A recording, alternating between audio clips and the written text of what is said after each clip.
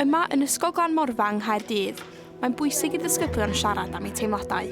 Mae'n pwysig i pobl siarad sut maen nhw'n teimlo oherwydd fachau mae'n gwneud chi'n teimlo well i siarad gyda rhywun. Mae'n just teimlo'n neis i cael nhw mas o ti. Ond, nid pawb sydd â ffrind i rannu problemau. A hitha'n wythnos iechyd meddwl plant, mae un elusen yn dweud bod mwy o plant nag erioed yn ffonio nhw yn dweud eu bod nhw'n teimlo'n unig. Mae Dan yn ateb y ffonau i Childline ac yn siarad â nifer o blant sy'n ffonio am gymorth.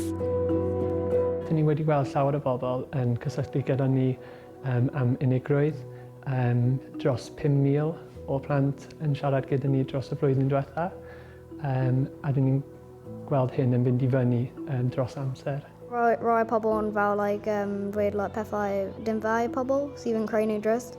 A weithiau pobl yn cael bwled mewn ysgol. Dwi'n meddwl oherwydd fel gyda ffonau symudol, mae'n fel gwylio Fideos sy'n creu nhw bach yn drist a pethau.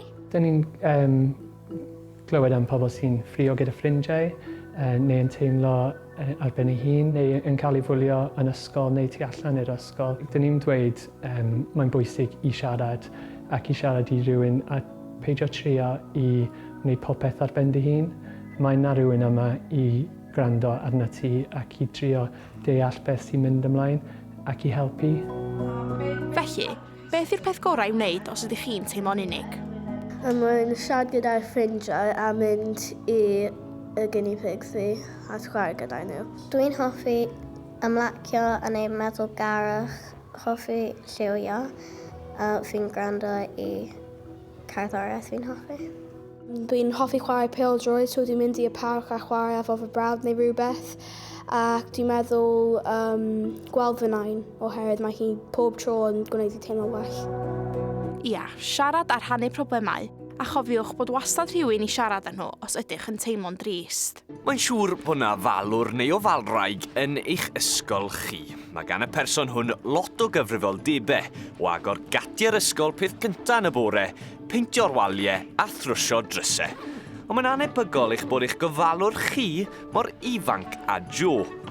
Mae Joe bellach yn ofalwr ar ei hen ysgol ar ôl cael ail gyfle wedi iddo gael ei wahardd o'r ysgol fel disgybl. Oedd ddim gallu eistedd flaw mewn y dosbarth a wneud y gwaith. Oedd yn struglan gyd o subjects, really. Oedd jyst ddim gallu eistedd flaw a gwrando i athrawon neu athrawes. Oedd yn rar o wneud mynd mas a hands-on a creu pethau, trosio pethau.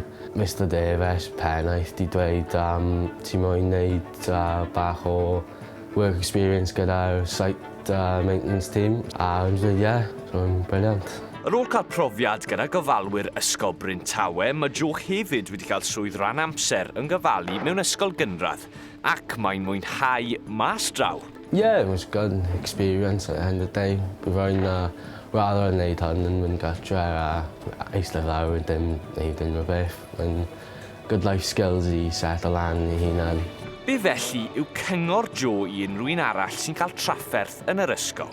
Mae'n gwybod beth mae'n fel. Mae'n mynd yn better. Mae ddim end o'r world if ti ddim cael GCSEs a ti ddim wneud dda. Just siarad i mewn yn ysgol. Just dweud wrth nhw, fe'n struggle yna. Hopefully mae pethau fel hon mewn ysgolion eraill. Ond mae'n wych, achos mae cael ei nôl nawr, achos yna gyd wnaethon ni oedd roi'r cyfle iddo fe. Fe yw'r un sydd wedi cymryd y cyfle, fe yw'r un sydd wedi bachu ar y cyfle yna. Ond mae'n hyfryd nawr i weld fel mentor i rai o'r disgyblion iau yn yr ysgol, sydd falle mynd trwy heriau tebyg i rai a the drwyddyn nhw'n yr ysgol. Falle nad yw bywyd ysgol yn siwto pawb, ond fel mae Joe yn profi, gyda'r agwedd gywir a dyfalbarhad, mae yna lwybr i bawb.